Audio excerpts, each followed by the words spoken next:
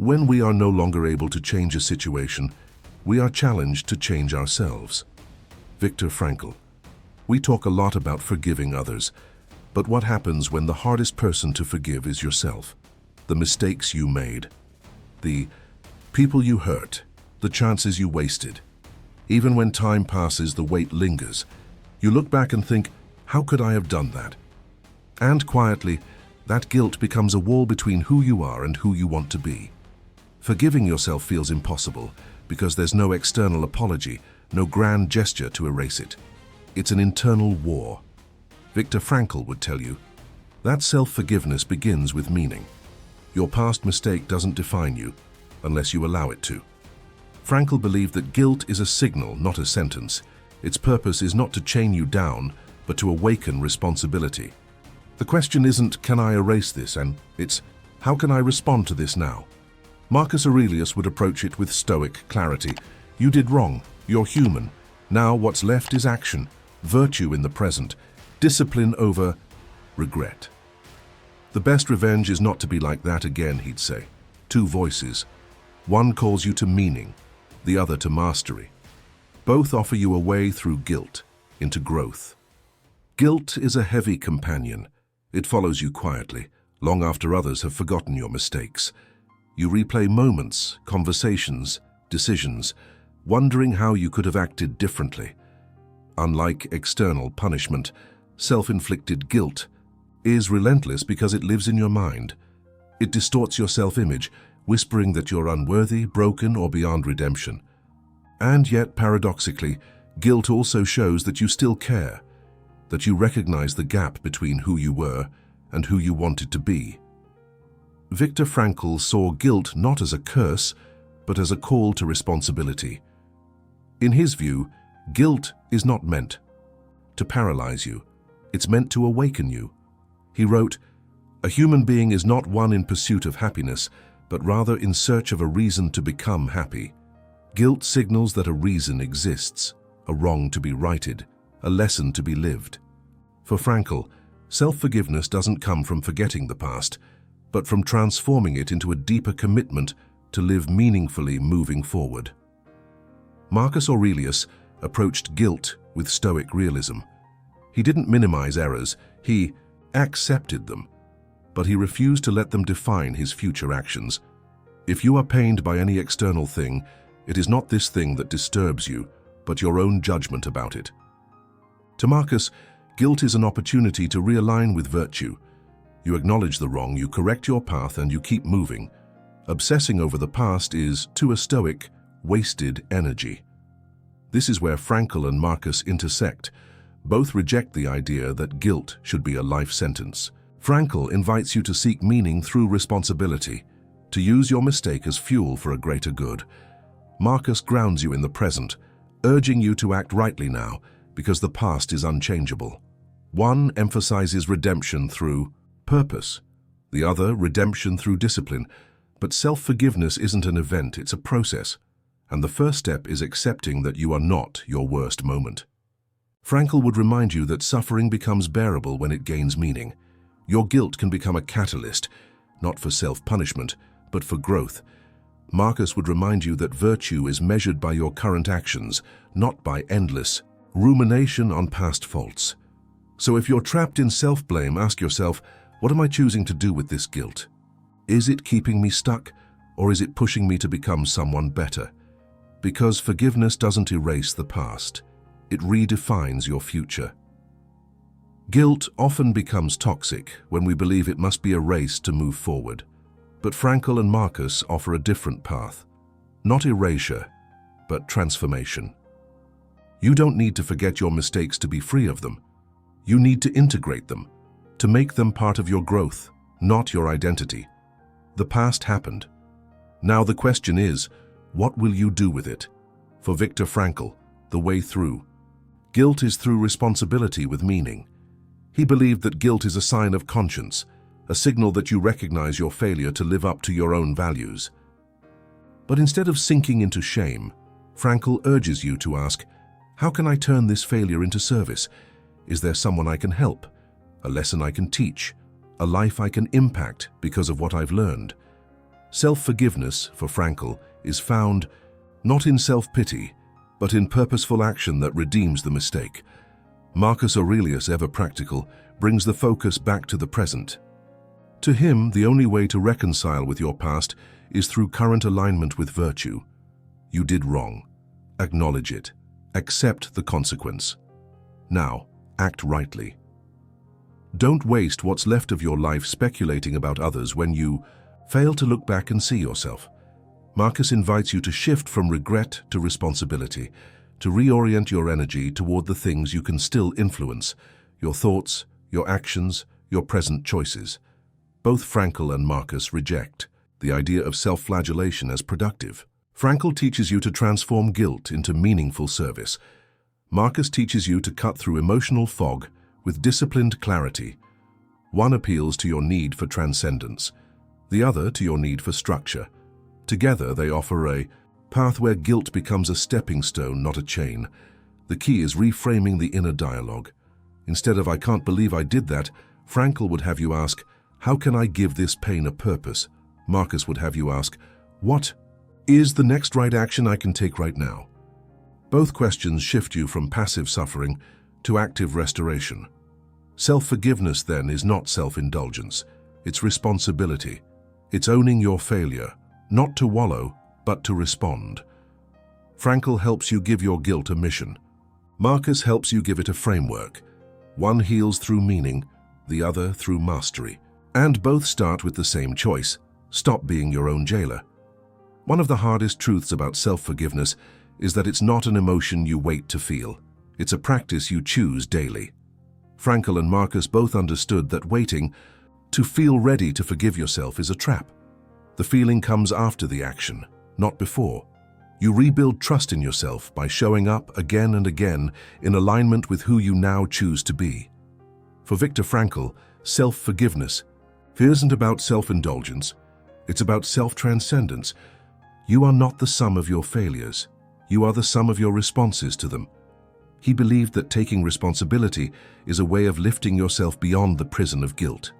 The more you dedicate yourself to something meaningful, a cause, a person, a mission, the more the weight of past mistakes shifts from self-condemnation to growth. The error doesn't vanish, it becomes part of your moral fabric.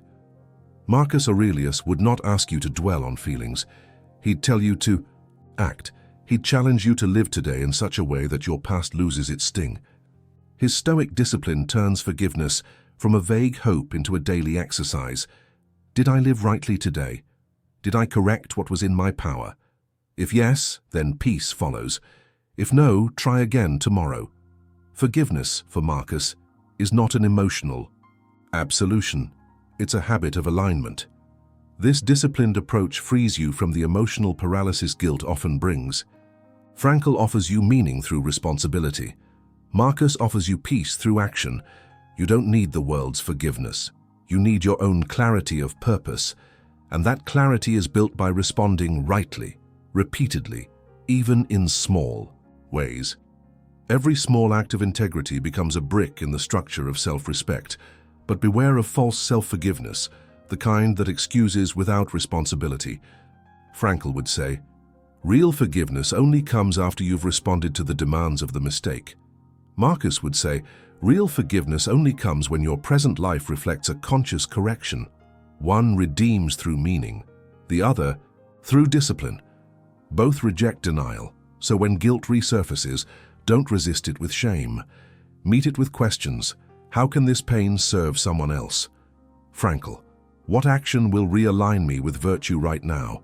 Marcus, these are the tools of self-forgiveness, and not escape, but elevation. Guilt often tricks you into believing that punishing yourself is noble, that if you suffer enough, you'll be redeemed. But Frankl and Marcus both reject that illusion. Suffering for its own sake achieves nothing. What matters is what you do with it. Self-forgiveness isn't soft. It's demanding, because it requires you to accept your failure fully and then move beyond it without dragging it like a corpse behind you. Viktor Frankl's approach is to assign meaning to suffering, not to indulge in it. He teaches that guilt, like pain, is a signal, a prompt for responsibility. But if left unaddressed, it decays into self-pity. Frankl believed that we are not free from responsibility after a mistake. We are free to respond to it in a way that gives it redemptive value. In his words, the last of the human freedoms is to choose one's attitude in any given set of circumstances, including guilt. Marcus Aurelius offers a colder but liberating perspective. For him, clinging to guilt is a form of arrogance, thinking that you are too special to have failed. To Marcus, everyone stumbles. The wise man learns, corrects, and proceeds. The best revenge is to be unlike him who performed the injury. For Marcus, forgiveness is not about feeling sorry for yourself. It's about realignment with virtue, moment by moment. Both thinkers agree. Accepting that you failed does not mean living in that failure. Frankl wants you to transform the guilt into a mission. Marcus wants you to refine your character through steady action. Neither encourages you to erase the past. They invite you to build on it, consciously, constructively, with clarity, self-forgiveness. Then is a paradox. You must hold two truths at once. Yes, I failed, and yes, I can still choose who I become. Frankl bridges this gap through purpose, Marcus through practice. You don't wait for the guilt to fade. You dilute it with meaning and discipline. So next time guilt resurfaces, ask yourself, is this pain helping me become better, or am I just reliving it to feel punished? If it's the second, you're trapped. But if you can redirect that energy into purposeful action, Frankl, or focused discipline, Marcus, then guilt becomes fuel, not a chain. Forgiving yourself is not about rewriting history. It's about rewriting your response. Frankl and Marcus both teach that self-forgiveness isn't a passive feeling. It's an active choice repeated daily. You don't wake up one day free of guilt. You rebuild that freedom through purpose, Frankl, and virtue, Marcus. You don't need to forget your mistakes to move on. You need to act in ways that make you proud of who you are now.